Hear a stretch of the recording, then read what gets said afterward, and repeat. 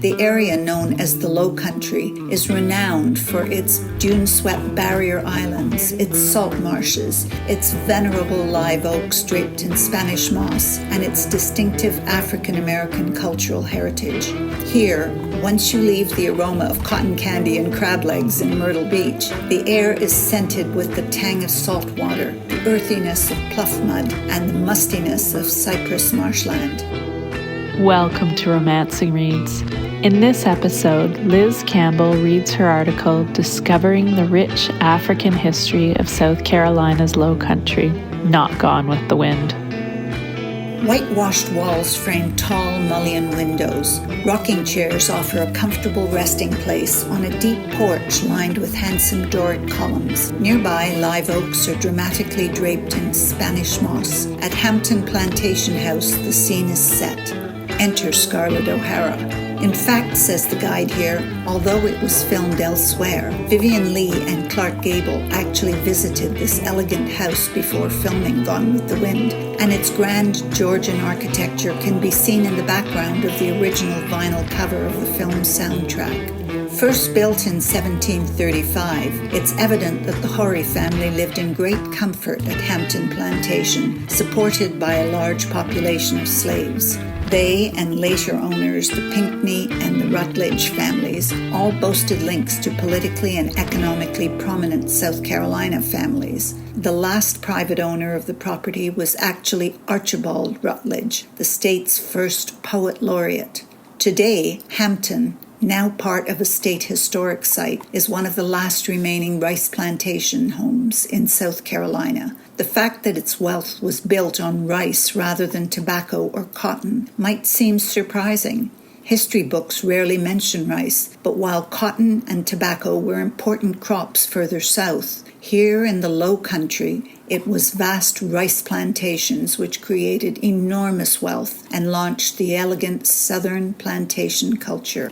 Extending along the eastern U.S. coast from Myrtle Beach, South Carolina to Savannah, Georgia, the area known as the Lowcountry is renowned for its dune-swept barrier islands, its salt marshes, its venerable live oaks draped in Spanish moss, and its distinctive African-American cultural heritage. Here, once you leave the aroma of cotton candy and crab legs in Myrtle Beach, the air is scented with the tang of salt water, the earthiness of pluff mud, and the mustiness of cypress marshland. There were 175 plantations in the Low Country in the 1800s. Georgetown County was the #1 rice-growing area in America, says Kevin J. Rowe, a guide with Swamp Fox Tours in the city of Georgetown, just south of Myrtle Beach. In fact, this county was once the wealthiest county in the U.S., and South Carolina was the second richest state.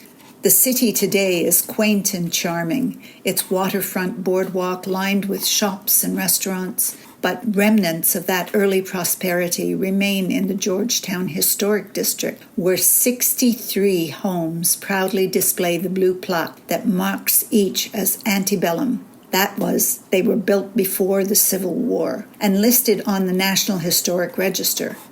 J. Rowe's tour includes colorful stories of the owners of these homes. He points out the home of Joseph Hayne Rainey, born to slaves who purchased their freedom. Rainey would become the first black member of the U.S. Congress. We pass the home of the Roamancing family, grandparents of First Lady Michelle Obama, who were active members of the nearby Bethel AME Church, founded in 1865 by freed slaves. Her great-great-grandfather, Jim Robinson, was a slave at nearby Friendfield Plantation. But most of these homes were built by wealthy plantation owners. The 1775 home of Mary Mann, daughter of the owner of the once huge Mansfield plantation, was actually built with timber and labor from their plantation. Though they had property in Charleston, many plantation owners maintained a residence in Georgetown, a major seaport during the 18th and 19th centuries, and a commercial hub of the state. The 1750 home of another plantation owner, Robert Stewart, could legitimately post a sign saying, "George Washington slept here." Stewart hosted the future president, who patently thought Georgetown was an important place to visit. Nearby stands the Freemasons' Lodge where he spoke when he came here. Washington was a Freemason. But there's a mystery here. The origin of all this plantation wealth remains obscure because curiously little is known about how rice cultivation began. One tale claims a Dutch sea captain paid for goods with rice, but according to the Georgetown Rice Museum, it was more likely that slaves from West Africa brought this grain to America. In fact, these captives introduced millet, sorghum, black-eyed peas, muskmelons, okra, and guinea squash, common crops in West Africa, and these remain part of the African-American culinary tradition. Nonetheless, their most significant contribution was probably rice, which had been grown on the rice coast of West Africa for centuries. Indeed, the success of South Carolina's plantations would heavily rely on the skill as well as the hard labor of West African slaves who drained swampland, cut down giant cypress trees, and created the first rice fields.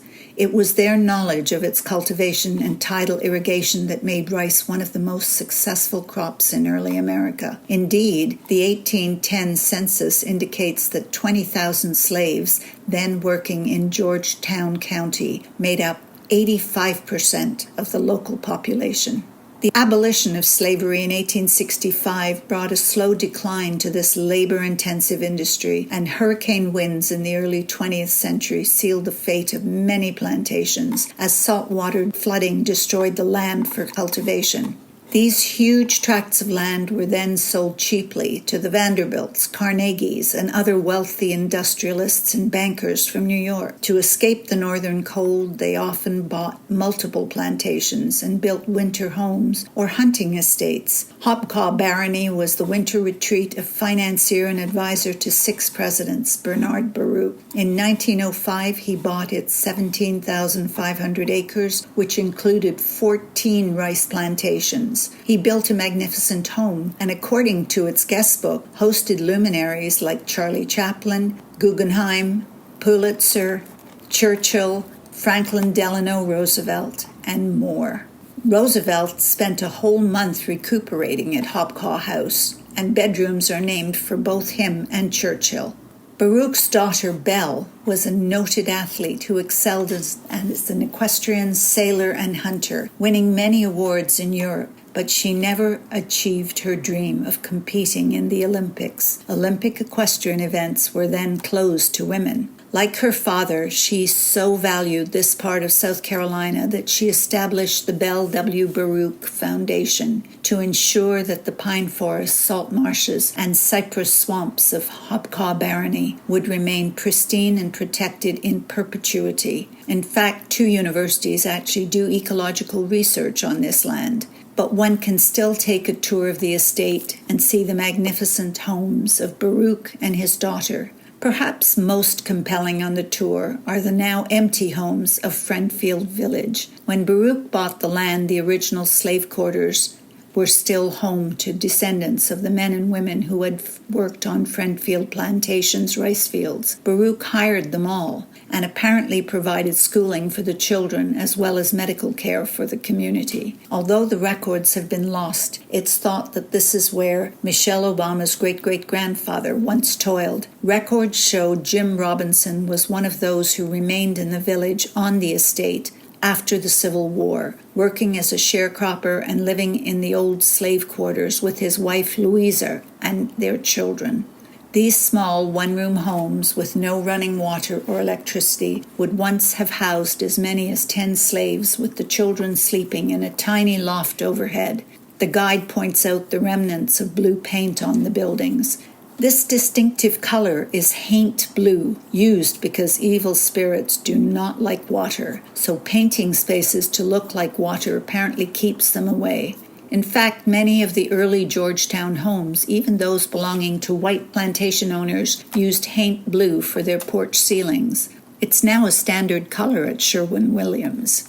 In 1930, another wealthy New Yorker, Archer Huntington and Anahaya Huntington, one of America's most foremost sculptors of the 20th century, bought 9,000 acres, which once encompassed 4 plantations. Huntington Beach State Park now stands on this land, which Archer had decreed had to be set aside to protect wildlife and migrating birds. Indeed, the park and the beach are a magnet for nature lovers. A walk along Alligator Alley here provides an opportunity to see these reptiles in their natural habitat, and the spring and fall migrations bring almost as many birders as birds. Also in the park stand the remains of Atalaya, an unusual Moorish revival-style castle. This was the Huntingtons' winter retreat. A tour of the property reveals some curious features. There's an enormous workshop for Anna, many of whose sculptures were life-sized. Outside are the cages where she kept animals, including bears, horses, monkeys, and even a leopard, which she would use as models. There's an extensive study where Archer wrote poetry and coordinated the plans for many museums and institutions which he established during his lifetime. But what isn't to be found in Atalaya is really remarkable. There are no reception rooms or guest rooms. Patently, this pair didn't often entertain visitors. Also on their land is Brook Green Gardens, a beautifully landscaped sculpture park designed by Archer to showcase the work of his wife, as well as the art of many other American sculptors. In one part of the parkland, the history of rice cultivation is described through displays of plantation life, and a fascinating boat tour along a small preserved rice field offers a graphic picture of just how grueling was the task of carving these fields from cypress swamps infested with biting insects and dangerous water snakes. In fact, conditions in the Lowcountry during the growing season were not hospitable. Malaria and yellow fever were common, so most white planters left the running of their plantations to overseers. The result was the growth of culture which encompassed many different African tribal languages and traditions with little white input. The descendants of these slaves, known as the Gullah, still live in the Lowcountry. They have preserved strong African elements in their language and culture. Indeed, the Gullah are known for preserving more of their African linguistic and cultural heritage than any other African American community in the United States. And South Carolina cuisine includes dishes like red rice, shrimp and okra, and corn cakes, all of which originated in Gullah kitchens.